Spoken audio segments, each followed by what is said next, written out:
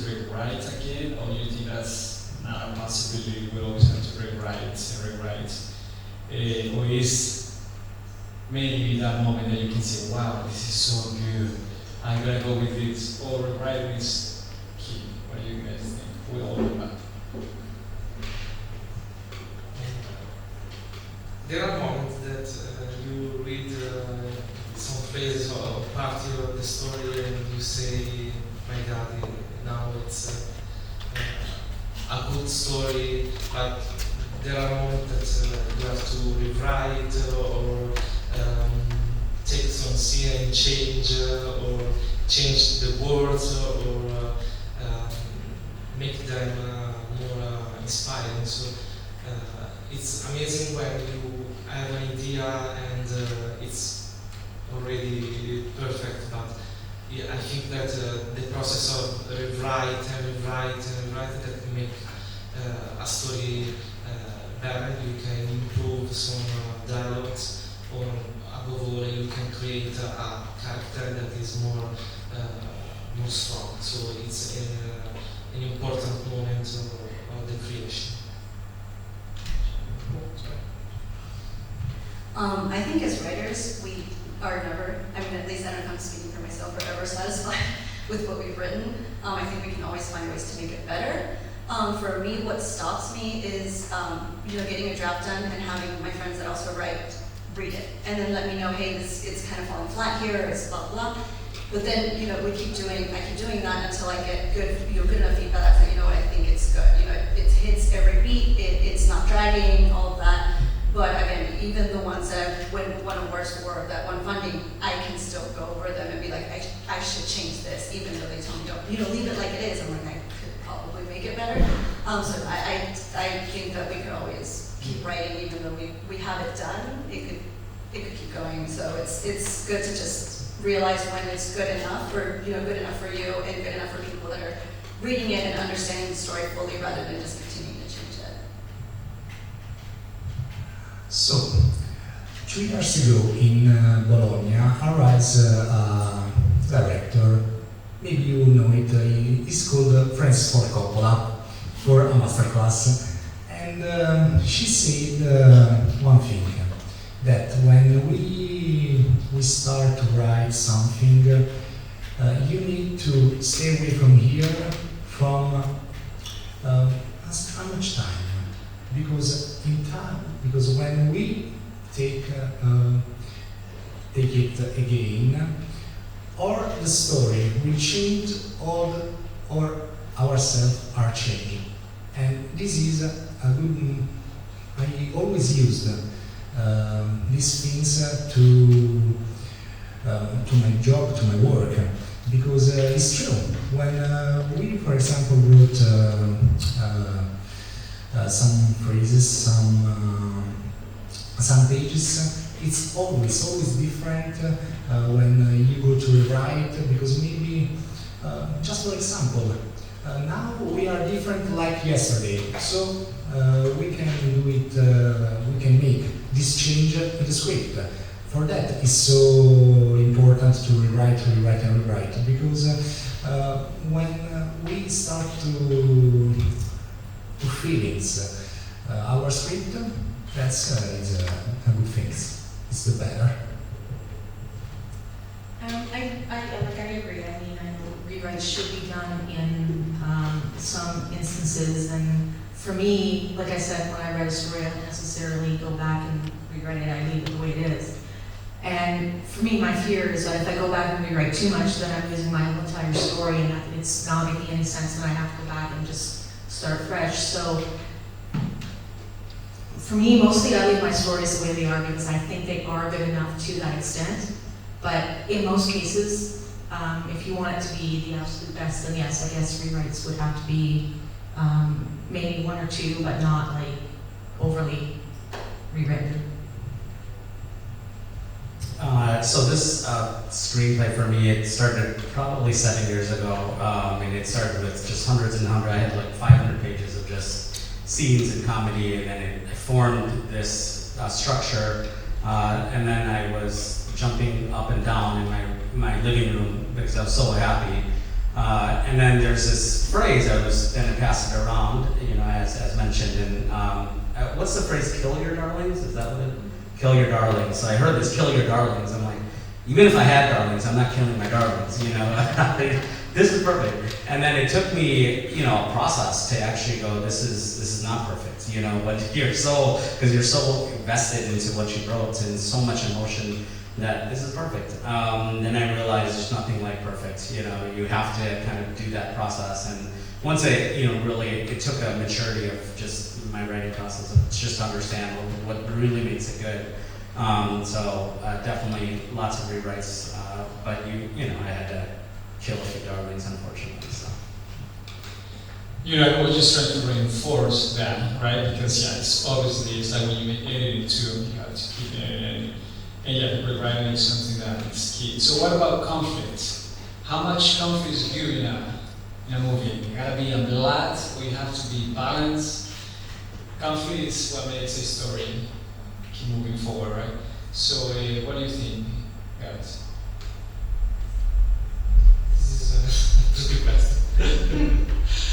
I think the conflicts are really important for the story because you have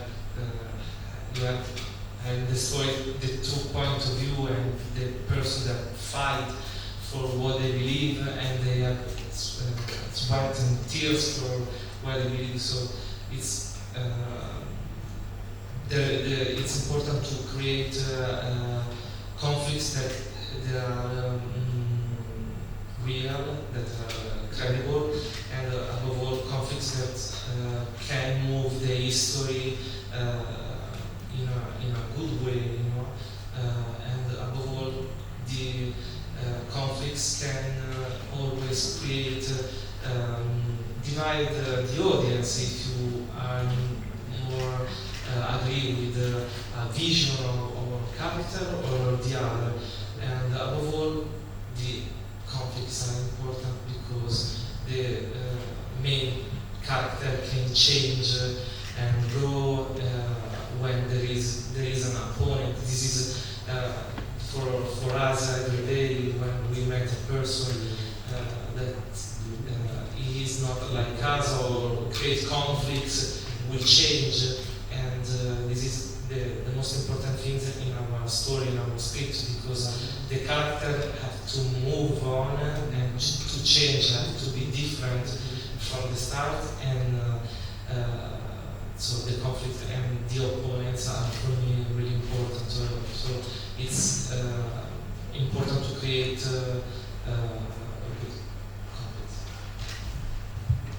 Yeah, I agree with what he said, because conflict is needed to move the story forward, and it doesn't have to be conflict between two people. It can be conflict, not having enough money, or conflict with the government, what is happening with the government, what is the backdrop of the story, what is causing these people to be in the situation they're in. So I feel that conflict is needed to keep, Jake mentioned the tension, and I feel like you need to have a type of, I always think of a rubber band that you don't want to snap. You have to keep that rubber band tight.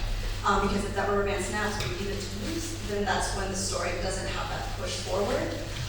So I believe that for me, almost every scene has to have some kind of conflict, something the character wants out of someone, out of themselves, out of the environment, some kind of conflict always, because that is what pushes the story forward, at least from when I write.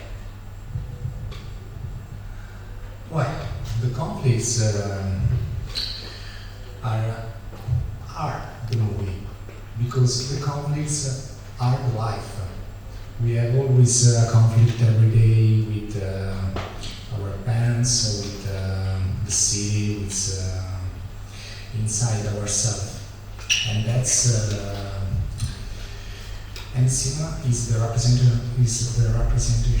representation of life, and so for that, one scene without conflict can be exist. So that's it. I agree that you need to have conflict in movies, but I think in writing movies, but I think you need to have that balance with conflict though too. You can't just have solely conflict and not have non-conflict, because it's not going to make the movie come out to be what you think it's going to be or what you want it to be. So I think you do have to have, yes, conflict, but you have to have that balance too. Yeah, I agree. I think especially, I think the genre has an implication on how much conflict as well, to answer that question of kind of that balance. I think my favorite, I wrote a romantic comedy, but, my favorite comedies, there's one titled Booksmart in 2019, pure comedy, amazing movie, but that one scene where the two best friends really, have a big conflict and their kind of inner struggles kind of come out in an argument is one of my favorite scenes actually from that movie, because it really, really draws you into the reality of their friendship, outside of all of the other fun stuff, but it kind of added that pure, perfect moment in that movie.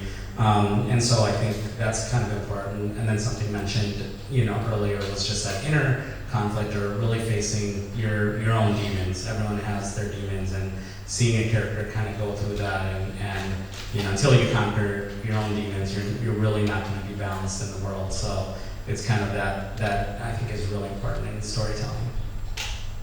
Awesome, guys. I got just one more question, and then we're gonna leave a few questions from the audience. Reading is also very important, right? When we write. Tell me 2 books that maybe writers and directors should read. It can be writing, or whatever you guys think it's. If you have one, otherwise it's fine. Or if you use any method, like for me it was the guy did the screenwriting workshop, the size Seed. What was the name of it? The guy who wrote many screenplays. Seed.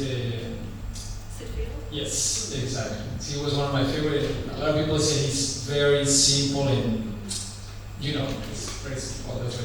But I use him very much because maybe that was very easy for me to catch. Do you have any books that you recommend? I recommend the book of the amazing Alfred Hitchcock that I read.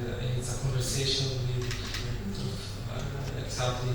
It was incredible for me because I see this genius that give this all example of how we create a suspense or a strong character. So it was a really fun for me to know how Hitchcock think about the cinema. So it's an incredible book.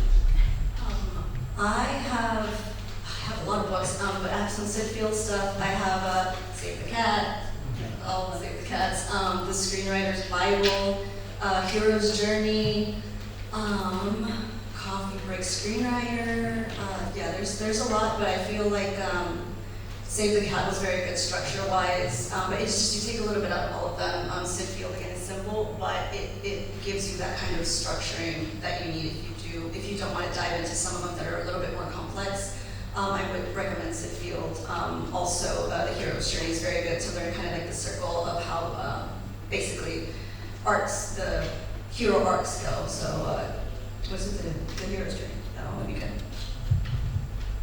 Well, I have 3 books from recommendation. 2 are the same authors, that is Robert McKee, and the books are Stories and Dialogues. And sorry, but for me it is the Bible of the screenwriter, right? And because when I start to write, for example, a script of feature film, I always read again story, because the structure of all the stories are really clean, and there is no point that is not used. And the other book is The Travel of the Hero by Vogler. That is a very interesting little book when this studies analyze the stereotypes, the Greek stereotypes that is meet inside all the screenplay, and there are books. I actually don't have any books to recommend because I don't have any books at home.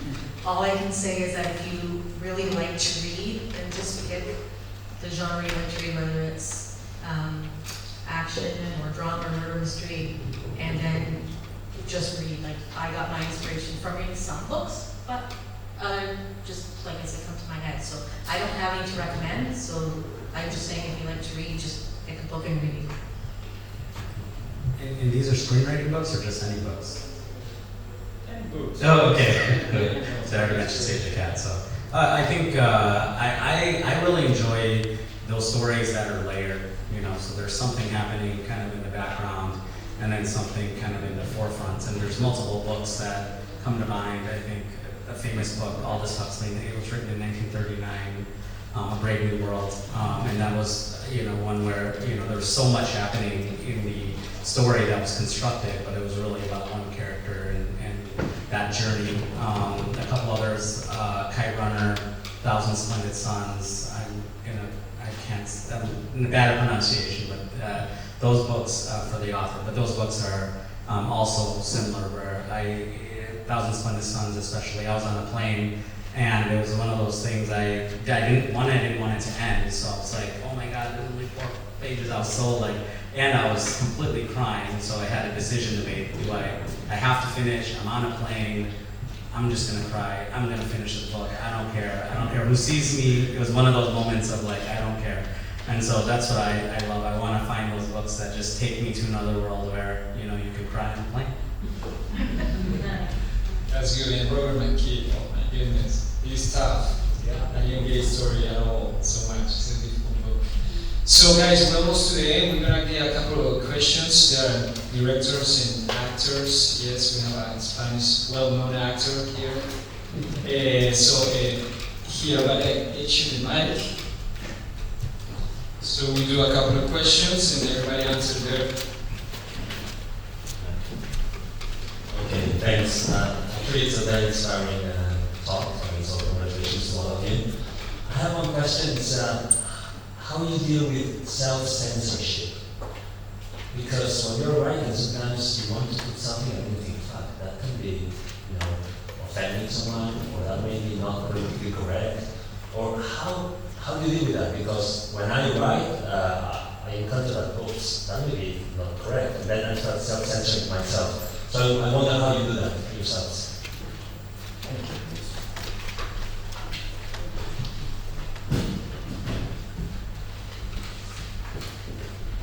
It's a good question.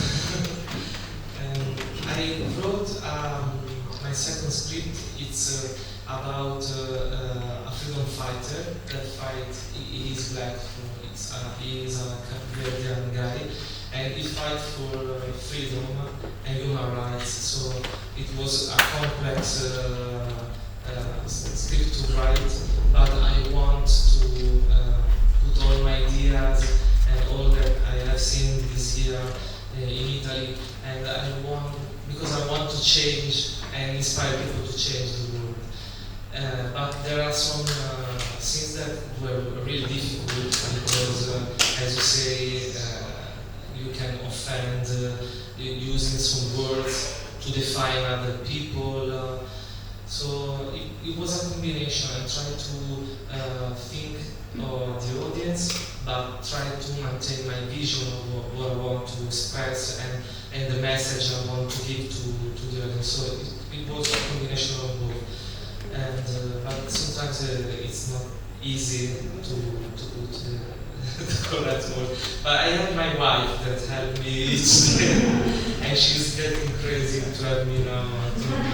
I follow in the old house. Help me, this word is not correct. Leave me now. But I enjoy about is this. So you have to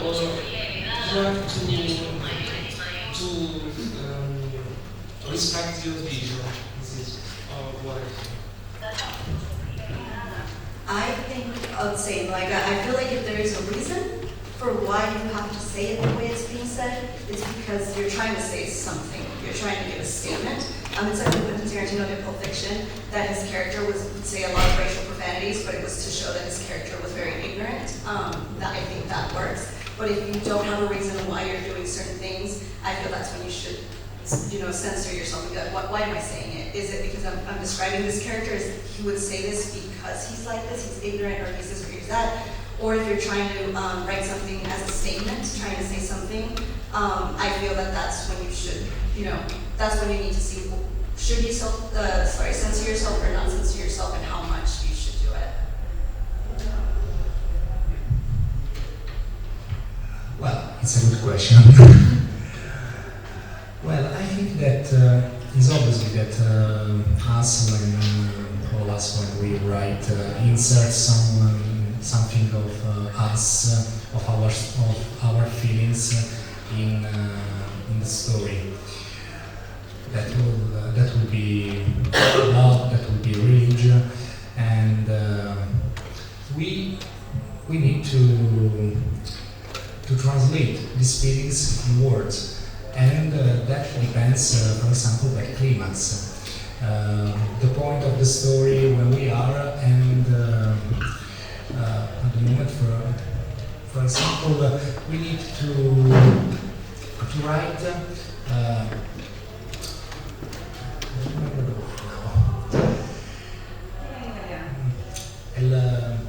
Il rapporto tra due persone. The relationship between two people. Okay, thank you so much.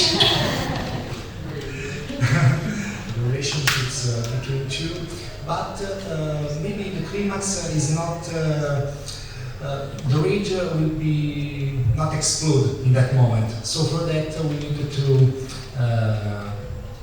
simulare le orme? Simulare le orme. Follow the blueprint. Okay, thank you. For that, that's it. Yeah, for me, self-censoring is I try to word it the way, like you said, to respect your vision and depending on the characters. I still try to find a word or words that will mean the same thing and come across in a nicer way, but I think there are a lot of times when you might not necessarily be able to do that. The odd thing will slip, but as long as, like I said, for me at least, if I try to make it mean what I want it to mean in a nice way, it might not come across the way people might think it would. So this is a question, so just by way of background, I've focused on the script Second Date, and then there's, I do stand-up comedy, and I also do acting, so I'm writing a bunch of sketches as well, comedy sketches. So this question, with a room of comedians, we had this question, this same exact question, well, why can't we say this? Why can't we do this? And we're kind of going around, and it became almost like we were 5-year-old children at this point. It's like we keep asking why, and no one has the answer, and we can't say why again, so everyone's like, stop saying why. And so it's a really interesting question. I think, of course, everything that was said absolutely makes sense. There's, if it's part of the story, but sometimes, especially in the comedy genre, you have to kind of dig a little deeper into kind of societal issues or things that are happening that some people may not like to hear, but it is the reality of the world, and that's the point, to express that story, sometimes through comedy. But there's the balance, right? So there's the whole thing called show business, right? So there's the show, the business part, the commerciality of what you're trying to write may not be as, the efficacy may not be there if you are, too far to the show and too much into, some of the things that are being expressed. Anything offensive, completely delete, right? No one's trying to offend anyone, and we have that kind of in our comedy writing group, that rule, of course. But outside of that, there are topics and things that are expressed through comedy that illuminate issues in society that can be expressed in comedy. So it's a balance. I think, to answer your question, it led to many other questions, so no one actually answered the question, and then we went and drank wine. So, so I was like, that was our answer, which was alcohol, which is perfect, but nonetheless. So guys, we go for 2 more questions. Flora.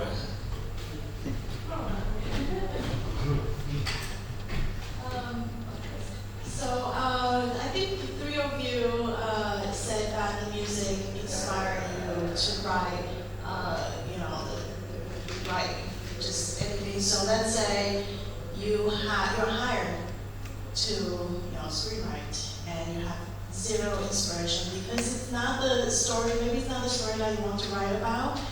And does it have no inspiration? What type of music would you listen to?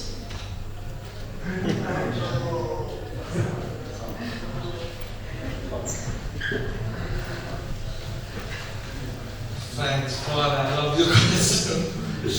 I play saxophone and I create the character Lennon Harris. My father grew up me with bread and Beatles, so I listen to Beatles. I listen to jazz music. I love Amy Winehouse, and I also lost in her story, sad story. So I listen to her music and try to put all her feelings and about what happened to her or her sad life in the story, in the character. So jazz music, blues,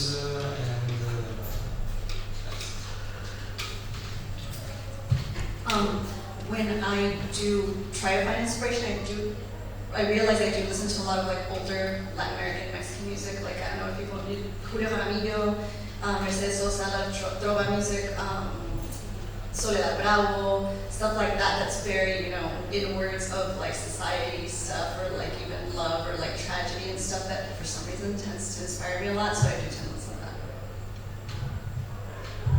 Well, I usually listen classic music when I wrote.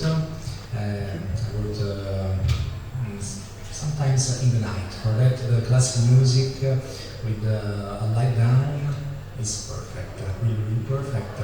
And bit off topic, I wrote a short screenplay that had the name of one of these classic sonata, The Devil's Thrill of Tartini. If you ever listen that, hear it. And yeah, get to listen because it's very, very beautiful and love it. For me, it's country music, oddly enough.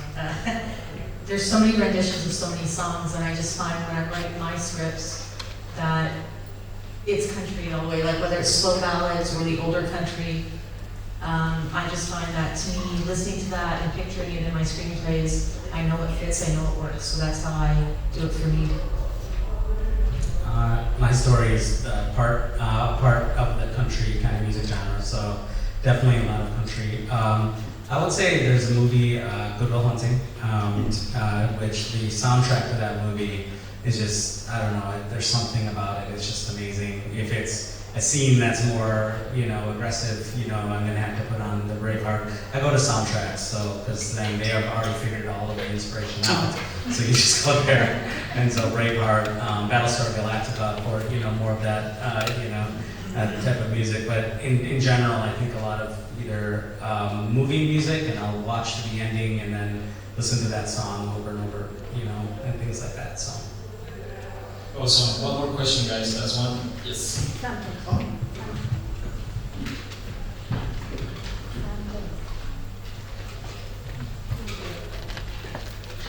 Thank you so much, guys, for sharing with us. My question is about rewriting. When you finish your first or umpteenth draft, do you do cold reads before rewriting, or table reads, or you just you let it rest and then go straight to the rewriting phase? Thank you.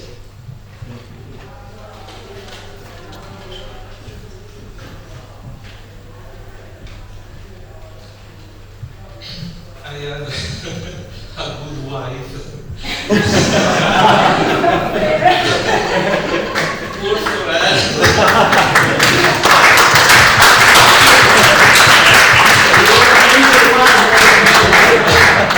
It's the same. She's in Italy now. I asked her to read with me, you know. She cannot go to eat or drink with me. And I had some good friends that they helped me to. When they read for me the script, I understand the part that I have to correct or I have to rewrite. And I want to say that I love to listen to advices, but it's not true. When they tell me, no, this was not correct, it's not true. I have to find another one, and Christina, you have to check another words.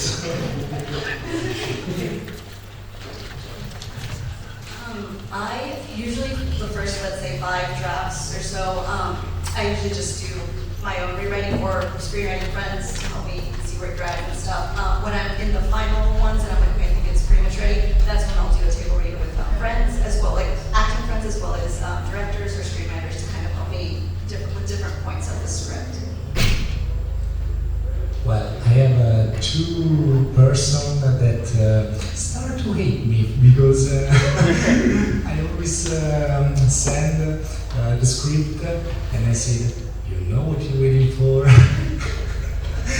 Yeah, because I'm a lot prolixus and I wrote more pages. One is my sister, one is the girl that slowly ripped my heart. So that's it. Yeah, and yeah, that's it. For me, like I said, I don't usually go back and do rewrites, but if I do, I'll just do a few rewrites here and there, and then I'll just leave it. I don't have anybody to go and do and look for me, because apparently nobody in my family reads. But yeah, so for me, I just go back and I do a few rewrites here and there. I'll glance over it and then I'll just let it go. I'm looking for a good wife, so.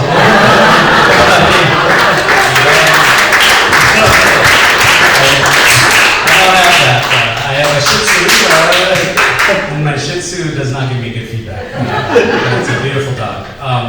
So I have a lot of friends and writers and actors and other people that I get it out to as once I'm really ready. So of course I'll rewrite a few times to make sure it's presentable to the world, if you will. But then I probably sent my screenplay out, I don't even know now, hundreds of times.